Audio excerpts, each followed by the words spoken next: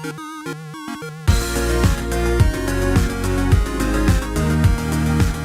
everyone, welcome back to another Anime Kingdom review. See my title below this is on episode 2 of Tales of Zestiria The Cross Season 2. Yes, finally, Season 2 obviously came out last week. I was super hyped up, definitely enjoyed the first episode. And this one we finally get to see kind of what the main plot of the whole thing was. Because in the last one, we didn't really get, everything was kind of building up to what's going to come. Now we do see what's the main kind of threat in this, at least this arc that we're going to be seeing, and that is obviously in Roland's, where they are the church is pretty much in charge, and there's something going on underneath that sanctuary. Obviously we saw in the last episode pretty much Rose and her practically pretty much assassins from Assassin's Creed kind of guys coming in and killing the bishop. That's pretty much what happened in the last episode, and it was pretty much because of something beneath the church. Obviously that's what's going on there. I'm not too sure what happened to the church. I'm guessing that Rose then blew it up, I guess, because the whole thing was gone except for a giant hole in the ground. Obviously, Sode did say it was like from, malevolence, so I'm not too sure if that's what it created, the explosion. But obviously, there is something going on underneath the sanctuary of, obviously we see the leader of the Blue Knights or something. They're placed pretty much as the Blue Knights, and I forget what the general is. But obviously the Blue Knights are the ones that are really in charge, because obviously the church is in charge. And obviously there is a little bit of a kind of a heated kind of thing between both the leaders, the general that we, in this one, and of course the other guy. And obviously you see that they're, General Sergei, I think his name is, he obviously doesn't like them as well. He knows that there is a lot of bad things that are happening in the city, in the country period. So it was pretty interesting to see like a complete 360 honestly change of his personality. Sure, we saw it kind of different because he was drunk, but it was pretty funny to see like at the beginning when he came in and he had like flowers and he was trying to like say sorry to Rose, and she was all teasing him like, oh, have you fallen for me? I'm like I could see why he would, but I mean, you're teasing him a little too much. He's all blushing, and it was pretty funny. He even had like chocolates or something. It was honestly pretty funny to see like a complete different, kind of character that you see him at the beginning in the first episode, and he's full on like, no, there's no buts. We're taking you in. I don't give a crap, if you did something good. We have orders kind of thing. And then the next time, all of a sudden he gets drunk, and then the next moment he's super nice. And even like that one moment he's like, I gotta watch the what's it called, Sode, pretty much. And then after he's like, oh, not that you're suspicious or anything, blah blah blah blah blah. It's pretty funny to see how his character had a complete 360. I'm not too sure if he's gonna be like a full-blown main character, or at least a character that's gonna be following them a lot, but also he's gonna be a main character for at least this arc, this section so far. So pretty much after that we have kind of like a split of what the two main groups are. Rose going with her Assassin's Creed friend, and they pretty much went to go see Gurren, obviously the guy who she took Sode to go see and everything, that might know about dragon stuff. And it turns out he's probably dead. Yes, he went to the sanctuary, I guess he made a shelf or something, and ends up disappearing. It's been 3 days. And knowing that there was something going on underneath the sanctuary, yeah, he's probably dead. Maybe not. Maybe he's imprisoned or something, because he does seem like an important figure that, to help Sode kind of, know about dragons and stuff like that. So maybe he is still alive. I'm not too sure. But the rest of the episode went pretty much with Sode obviously going down with the rest of the Seraph. We get to see someone else be like, what the heck?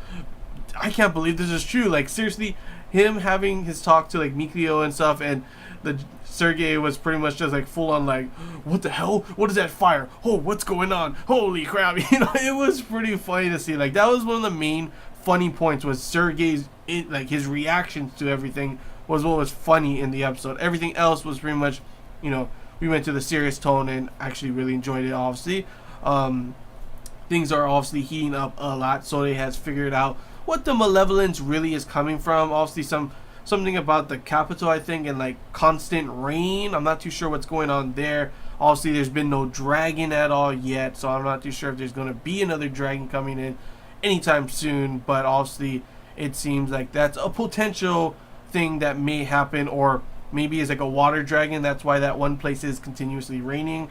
I'm not too sure. And obviously, the other side was with Rose seeing, she's obviously, really emotional at the moment, even though their assassin group is supposed to not, feel emotions and everything. They're supposed to do all these things for the greater good.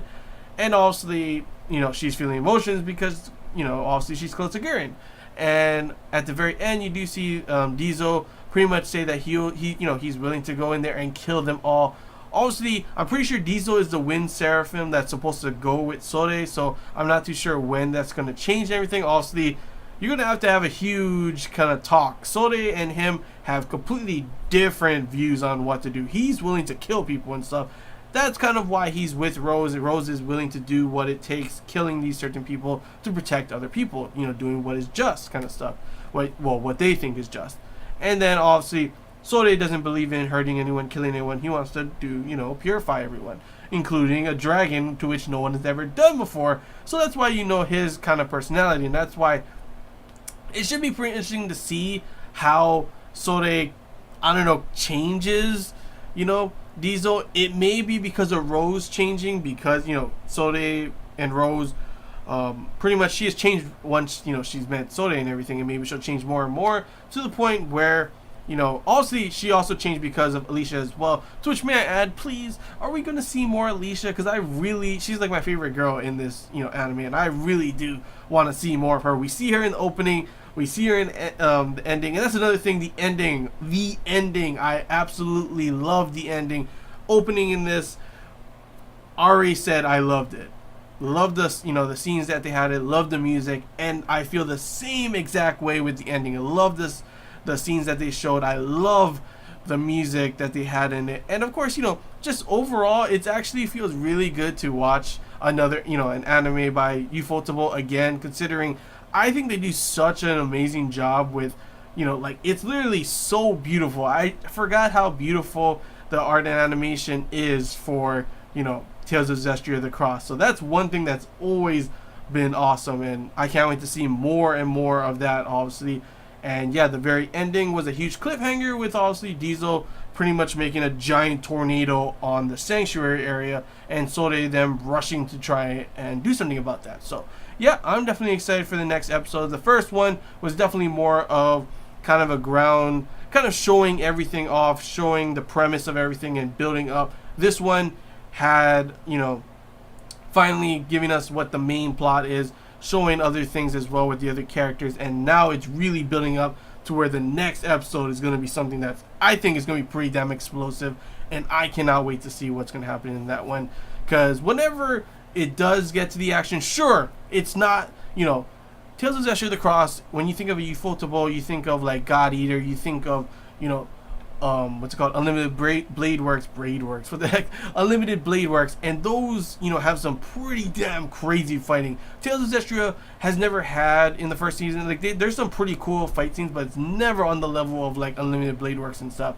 But still, I always get hyped up for the battles. Something always cool happens, especially with Sore, and I cannot wait to see what's going to happen in the next episode. But yeah, that's all I gotta say, guys. Hope you enjoyed this Anime Kingdom review. If you have any questions, feel free to comment below. If there's anything I missed and you want to talk about, comment below as well. And another thing I forgot to ask in the first episode review, I want to know how this has been adapted so far from the game. Any people who've played the game, I always want to know how you guys feel about it. I definitely enjoyed the first one, but how did you feel about the first one, and how did you feel about the second one? Is it adapted well so far? Is it going in the right direction? Is it going on some other route, maybe like an anime original kind of thing? I always want to know how that is. And yeah, that's all I gotta say, guys. Hope you enjoyed. If you did, don't forget to like. If you haven't already, feel free to subscribe for more content. And yeah, that's all I gotta say, guys. So till next time, see ya.